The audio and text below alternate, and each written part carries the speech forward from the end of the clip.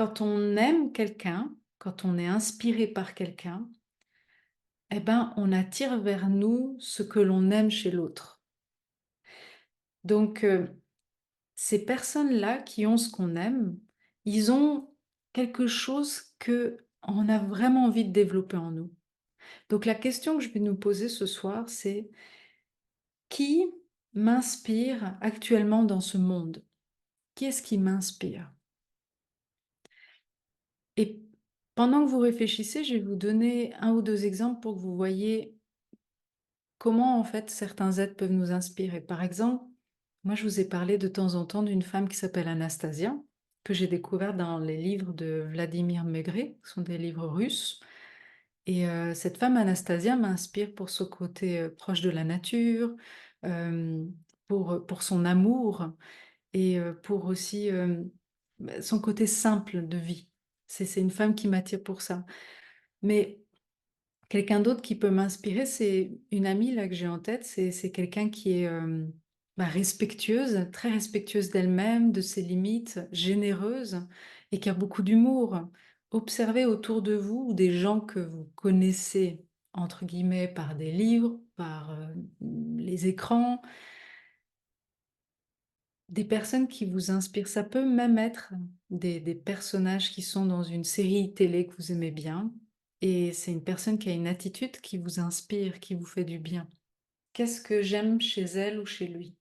Et pourquoi c'est si important ce qu'on est en train d'évoquer?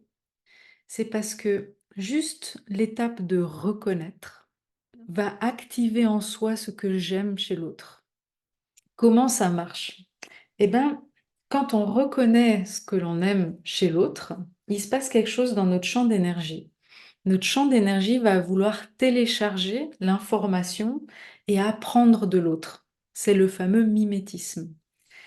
Et comment ça marche énergétiquement? Ben, quand vous êtes là et vous aimez quelque chose chez l'autre, voilà, par exemple, vous aimez le rire, le fait que la personne arrive à faire rire. Quand vous émettez le j'aime, vous êtes en train de donner.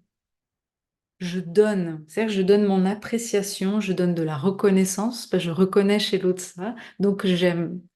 Et qu'est-ce qui se passe quand on donne? On reçoit! Oui!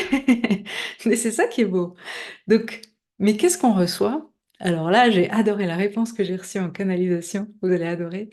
Ben, on reçoit ce qu'on a donné, on reçoit ce qu'on a demandé, donc c'est pas ou ça, hein, c'est on reçoit ce qu'on a donné, plus on reçoit ce qu'on a demandé, plus on reçoit des cadeaux. C'est quoi les cadeaux? Bah, ça dépend. Ça dépend, du moment. Il y a des fois, vous avez vu dans la vie, on reçoit beaucoup plus, d'une personne ou d'une autre ou d'un moment de la vie. Mais une chose est sûre, c'est que plus on donne, on reconnaît ce qu'on aime à travers l'autre, à travers la vie, à travers la nature. On est en train de parler d'être amoureux, hein. Je reconnais donc j'aime, et ben on reçoit et ça nous nourrit et ça nous permet de devenir qui on veut être. C'est quand même simple, mais c'est beau.